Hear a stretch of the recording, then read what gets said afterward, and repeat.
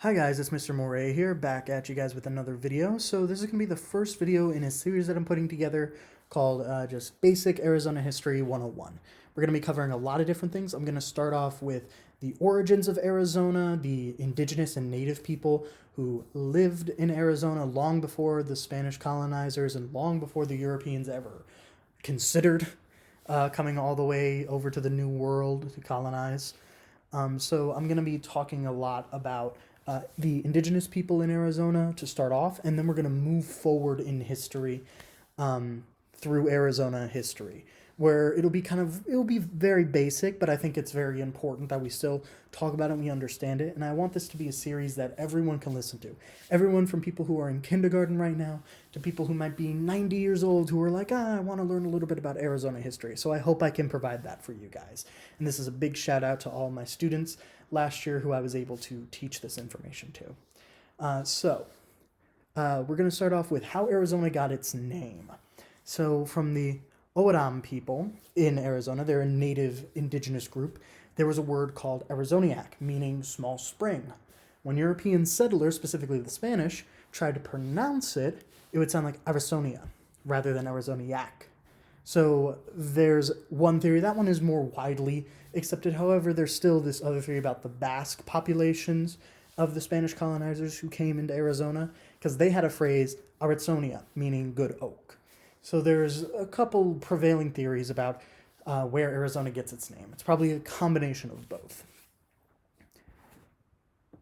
So, the first Arizonians, the first indigenous people of Arizona. So the first humans arrived in Arizona around 12,000 years ago, after a massive ice age. And Arizona itself was originally covered by forests and very plentiful land, swamps, all this kind of stuff. It wasn't a desert. But slowly over time, the climate shifted to being more of that of a desert. But that's a 1,000-year process. That's different from climate change, which I will do another video on. But just know that the climate changed between 12,000 years ago and about 1,000 years ago. There was slow shifting moments of the climate moving from forests all the way to a desert. And the first Arizonans, and like many other groups of people who start out in the world, hunter-gatherer societies, meaning these groups of people hunted for food, and they primarily ate berries, nuts, fruit, and fish. They didn't really go after giant animals and I'm going to take someone out with a giant spear. That really didn't happen. That wasn't that common of a thing for hunter-gatherer societies. It was very much like, oh, we're going to slowly start to expand out and gather more food, gather more resources for our people. And slowly but surely over time, these hunter-gatherers start to set down roots, start to set down cultures, start to set down people. And anywhere between 100 BCE all the way to 500 CE, three cultures emerge. Now, real quick, before I go into the cultures, we need to understand this time frame. So the way we think of time, we have Common Era and before Common Era time. It is also referred to as before Christ and Anno Domini, Year of Our Lord. However, that's more of like a Christian-centric point of view, and this history is for everyone. So BCE is just another thing that historians use to say before common time, before the year zero.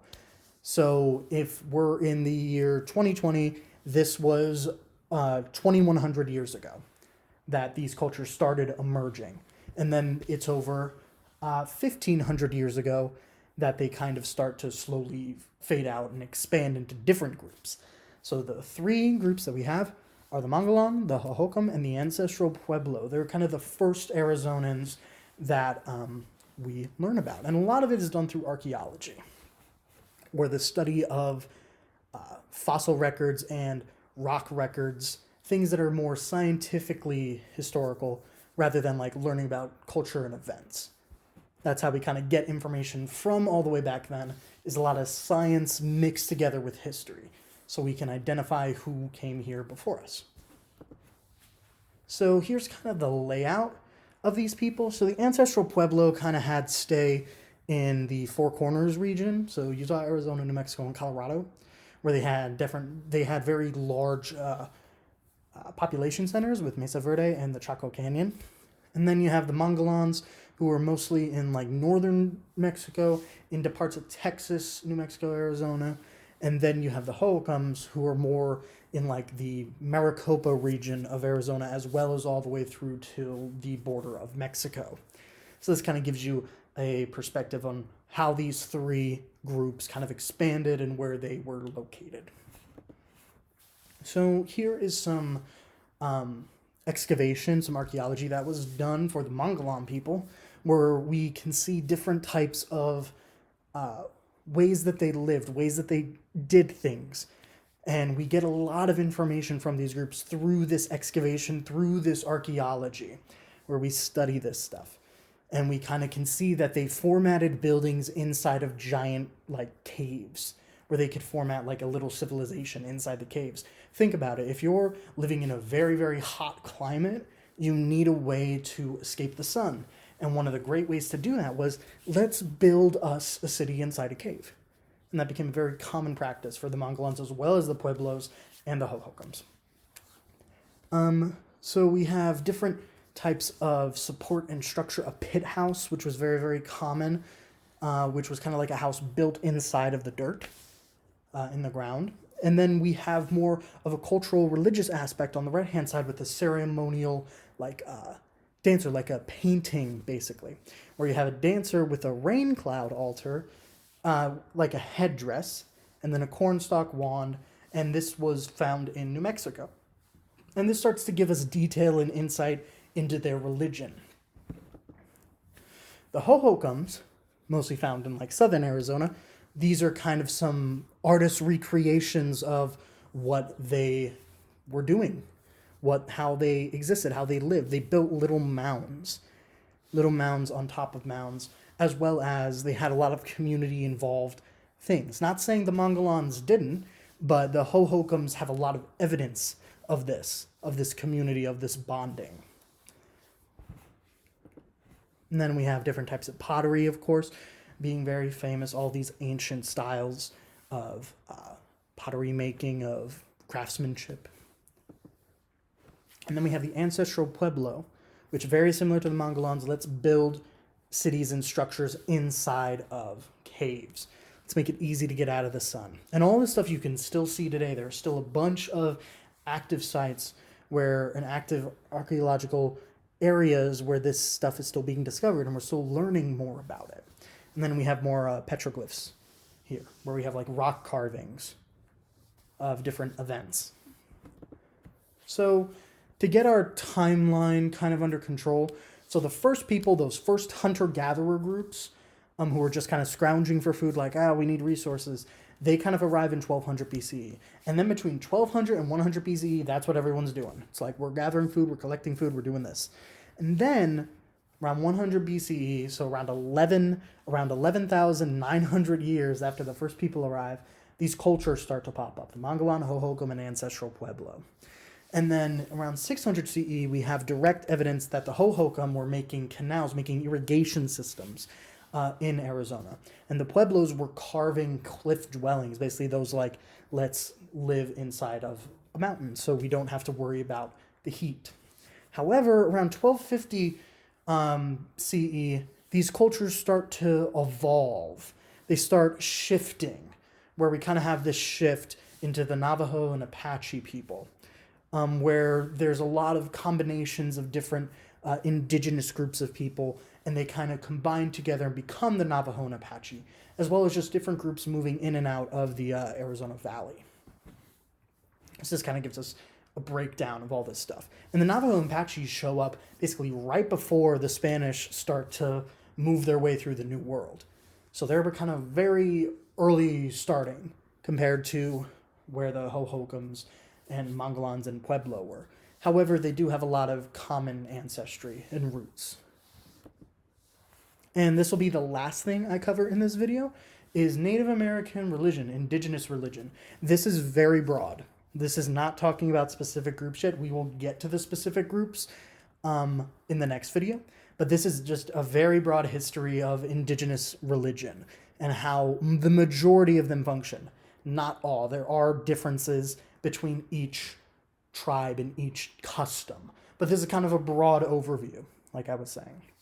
So polytheistic. So they believed in many gods. They didn't believe in one. They didn't believe In, let's say, Christianity, Islam, or Judaism, that was not a thing for them.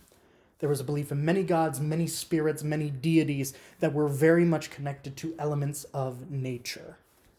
The indigenous people of Native America were very similar to the people in Greece, the people in the Mesopotamian Valley, the people in the Indus River Valley civilizations, where they thought the deities were connected to nature, where they believed that the elements themselves were alive, that spirits were alive and doing things. And people still follow these native religions, these indigenous religions. It's still part of their culture, which is very important to understand. So a large variety were polytheistic, everywhere from the indigenous people of Native America all the way into indigenous areas of Japan and parts of Eastern Asia with China, Korea, Mongolia. All of them had little bits and pieces of polytheism, all the way through the Middle East, all the way through parts of Africa.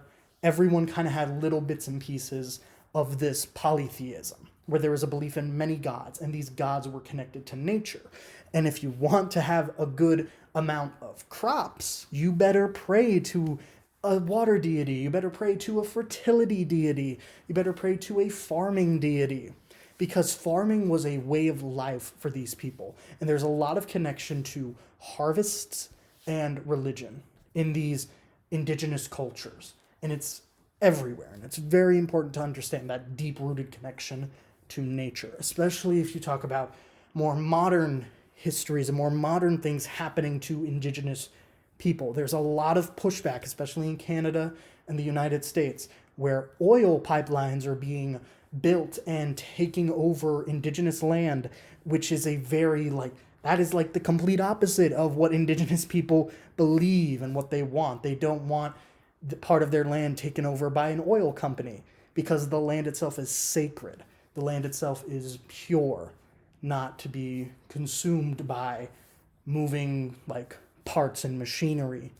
It kind of directly contradicts it. So that's a way that these religions play a part in our culture and our history today. Last thing I will say, just to cover all the bases, is monotheism is the belief in one God. So Christianity, Islam, Judaism. I'm definitely going to do a whole video on just religion and theology and world religions in general, just because it is fascinating and I know a lot about it. But this is where we're going to stop today with our information on Arizona History 101, where we talked about the Hohokams, the Mongolans, and the ancestral Pueblos and their formation in the Arizona Valley. So I hope you guys enjoyed. Please subscribe, leave a comment if you want, and I hope everyone is having a great 2021. And yeah, I'll catch you guys in the next one.